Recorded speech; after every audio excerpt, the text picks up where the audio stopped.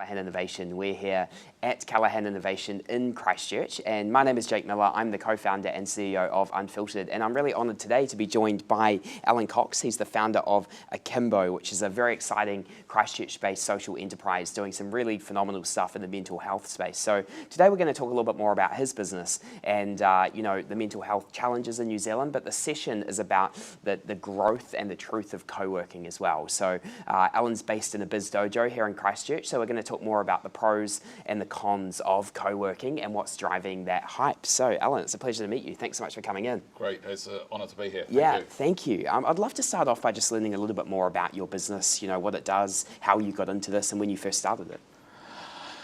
Oh, okay, well, I guess just taking those a little bit out of sequence is that I've personally suffered from mental health issues for many years. I've quite recently I lost a friend to suicide. There's been a lot more in the press recently, Greg Boyd and other people that we know well, and it's been very much heightened. I basically had managed to use some methods to get myself out of quite a deep space, and that prompted the idea for creating an app that made what I did a lot easier. So Akimbo is basically a mental fitness app for individuals. It delivers tailored, personalised kind of individual coaching sessions that you can play anytime, anywhere, even while you're working. Yes. Real easy. You can play for 1 minute or 10 hours if you want to. Okay. But the really exciting thing is that for organisations that roll this out to their people, not only are they providing something positive, is that we can take aggregated and anonymised information back to the organisation and give them real-world, real-time data regarding the mental health and mental well-being across a number of areas. Wow. And also like by department, by age group, right, and all that kind of thing. That's really cool, and congratulations on your success. Yeah, and what would be an example of those coaching sessions? What would they look like? Like, is it someone talking in your ear, giving you a meditation kind of experience? Basically what we do is it's very unlike meditation, because with meditation you need to take space, time out. Meditation isn't for everybody. Yeah. It's kind of seen as, I think there's this American term called woo-woo. I don't know if you've heard of that, but for some, it doesn't really matter how much science backs it up. People will say that's not for them, right? Yeah. So we wanted to make something that was really down to earth. So, there's a number of areas of well-being. So for example, one of those might be not worrying about the future or the past and concentrate more on the day-to-day and what you're doing today. So we deliver messaging around that kind of thing, but it's as if a coach is talking to you directly. Yes. So you feel a real personal connection. Yeah. And we have a whole range of coaches. So if there's a particular coach that you don't like the kind of tone, yes, or the accent, energy or whatever it may be, you can just turn them off. Okay. And so every time you start a session, we auto-generate a completely new session. So everyone is unique. Wow. And if you want to listen for 10 minutes or 10 hours, it's up to you. And do you create these episodes, and is it your experts who are the ones presenting that, or are you buying that content from around the world? There's kind of a lot of science behind the content. It has to be on point. It has to be kind of scientifically and medically valid. It has to be suitable for the right personality, the right tone, the right level. Yeah. So the way to think of it is that we have a massive bucket of small segments of vocal messages, and then you have your personalised bucket that is relevant to you, and that personalised bucket will change over time. So as you increase in certain areas, we'll adjust the mix. So you're always taking baby steps forward. Yeah, and for you personally, if you don't mind me asking, you mentioned you went through some challenging times yourself. What did you find during those times when Akimbo didn't exist to be the best way to move forward with your life and start climbing out of what sounded like quite a difficult place? Yeah, well, what I really learned at the time, the wake up call for me was I actually saw a BBC documentary on the truth about depression, actually, and I'm quite a visual person. I spent a lot of my years in engineering, so like I like to know what cause and effect is.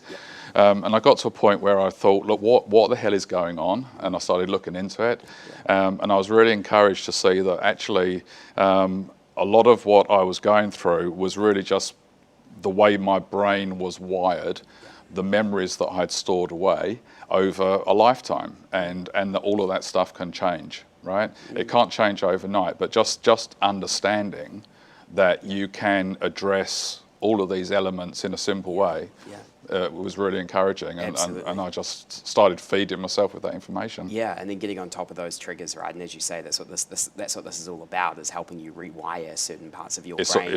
And yeah, it's fascinating that in mental health, you're often like one or two experiences can happen when you're a kid, and you don't think they affect you, but they can materially affect you much later down the pathway, right? And not only that, a lot of these experiences, we as human beings, we tend to make up stories. Yes. Right. And I was at a session last night actually where I explained where for 40 years of my life I had it in my head that my parents had abandoned me into some kind of Victorian orphanage or something. And I was carrying that with me for 40 years, right? And it was only last year when I brought it up with my parents, and they said, I've got no idea what you're talking about. And then it sounds funny now, but they said the only thing we can think of was when you was 4 and you had your tonsils out, we took you to this, like, what sounds like that, in London, this hospital. Right. And in the day that you had to be in for at least 10 days or 2 weeks, and parents weren't allowed to visit. So I had made up the story that they'd abandoned me and put me somewhere.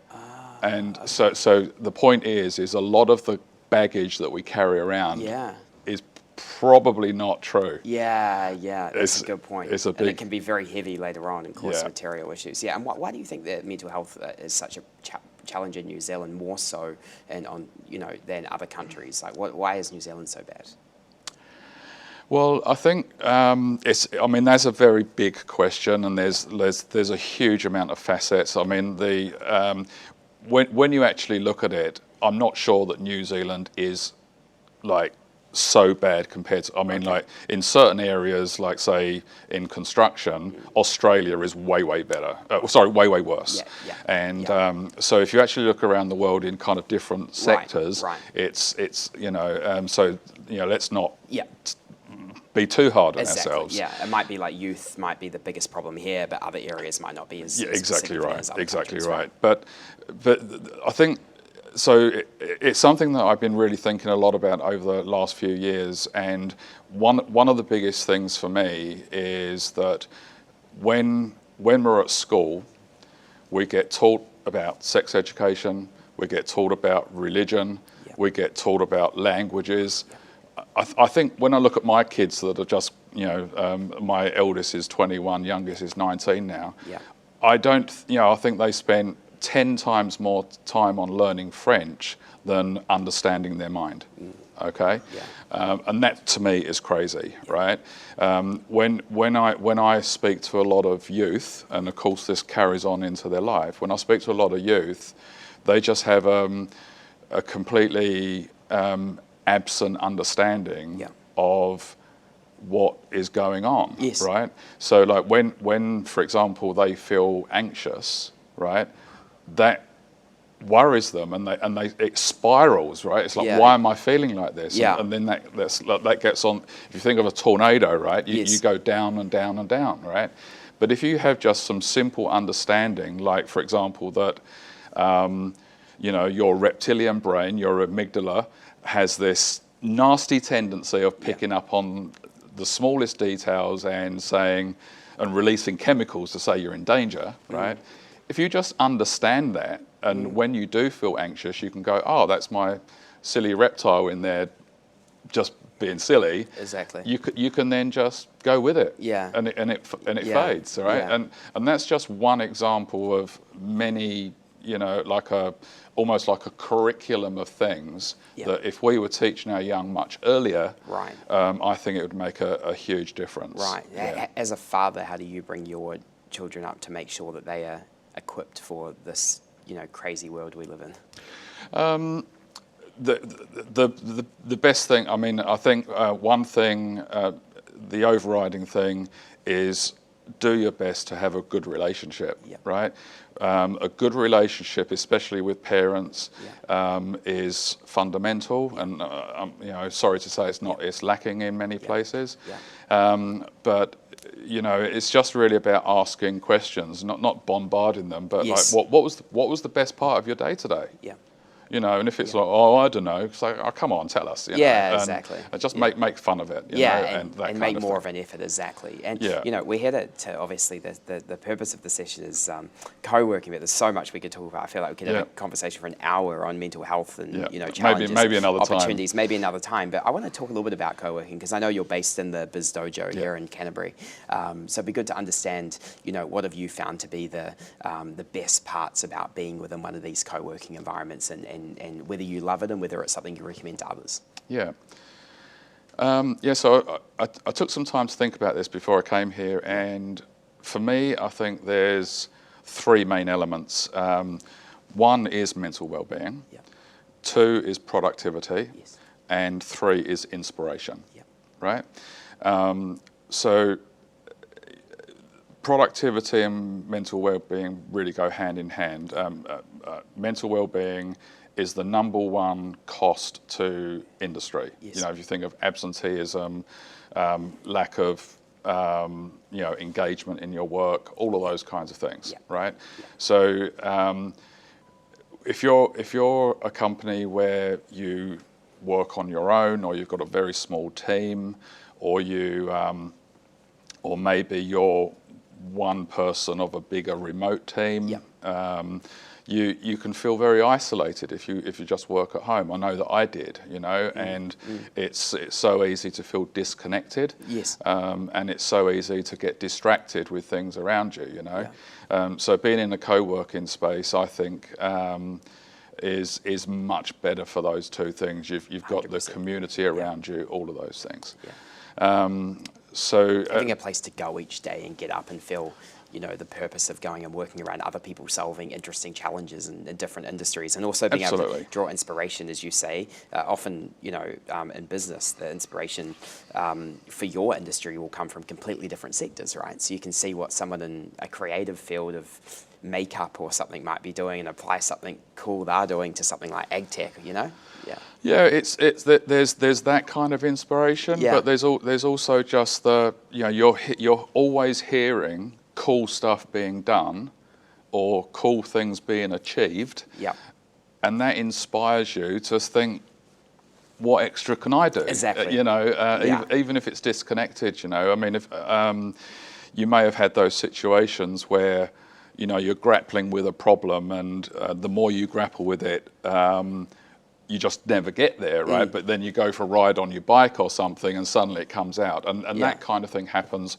all the time in a co-working space. Exactly. And I remember reading in Steve Jobs' biography by Walter Isaacson how at Pixar, the central auditorium designed by Steve, there was only one set of bathrooms. They were in the auditorium of the building, and the idea was that everybody had to go to the same bathroom. So you're going to run into people from all over the building that you otherwise wouldn't associate with them. I think that's one of the other beautiful things about co-working spaces is that they are designed from a lot of these new ones from the ground up to encourage those kind of interactions, right? Exactly. Not like spending a lot of time in the bathroom there. But, Exactly. And what connections have you made? Because I was reading an article in Fast Company recently that said they estimate that 55% of those in co-working spaces end up doing business together. So are you doing business with your peers in the Biz Dojo? Yeah, actually, it's one of the Biz Dojo companies that I hired to build the app. Okay, amazing. And that was purely, a part of just keeping keeping it in the family. You could work much closer together, and so that was a good example of that. Absolutely. And just before we finish off, we've spoken a bit about obviously coming right back to Akimbo and how you're helping large organisations track the mental health of their people. What is your advice for, we've got a lot of viewers tuning in from all around the world, from companies like PwC and McKinsey and Coca-Cola and so on. So what's your advice to these large companies about how they can create productive and happy spaces for their people, and sort of the intersection of these workplaces, but also with what they should be doing in the mental health space as well? Yeah. Again, I think it's a really big question. There's many things that could be done. It could be as simple as creating some quiet green spaces with natural light where people can go and take 10 minutes out and put some headphones on and listen to something like Akimbo or something, or a piece of music, and there's a whole bunch of things, but a lot of the things that can be done are really simple. And one of the things that I would really recommend companies to look out for is to promote some kind of programs for getting people talking with other people that that aren't just their buddies, especially the quiet ones. And so things like that can just make just going to take 10 minutes or even 2 minutes to talk to somebody that you don't normally talk to and say, hey, just how's it going? What do you do out of work? It can make a huge difference to them. Absolutely. What's your vision for Akimbo? So being a social enterprise, the number one kind of benchmark for us that's baked into our constitution is to improve the mental well-being for as many millions of people around the globe as possible. So my vision of Akimbo is one day that we'll have different products to suit different age groups. I'd love to be going right down into schools at some point. Right now we're probably, I think we're fair to say, be focusing on, say, 16 to 35 is kind of the focus age group. Purely because we have to start somewhere. Absolutely. Right? It's a good place to and that's start. not to say that people over 35 can't use it and get benefit from it. It's more from a marketing targeting perspective. And what do you think of the 16-year-old boy you were would think of the man you've become today?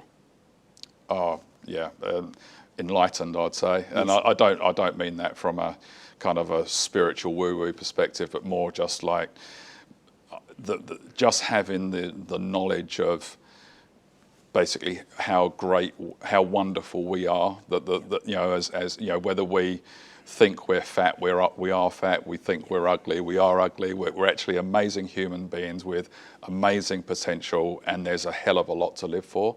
A lot of people struggle with their purpose, and I used to do that. And I think if people just simplify their purpose to, my purpose is to live a happy life and to contribute to society, it certainly makes things a lot easier. Absolutely. Alan, thank you so much. It's been a pleasure. Thank you. Thank you.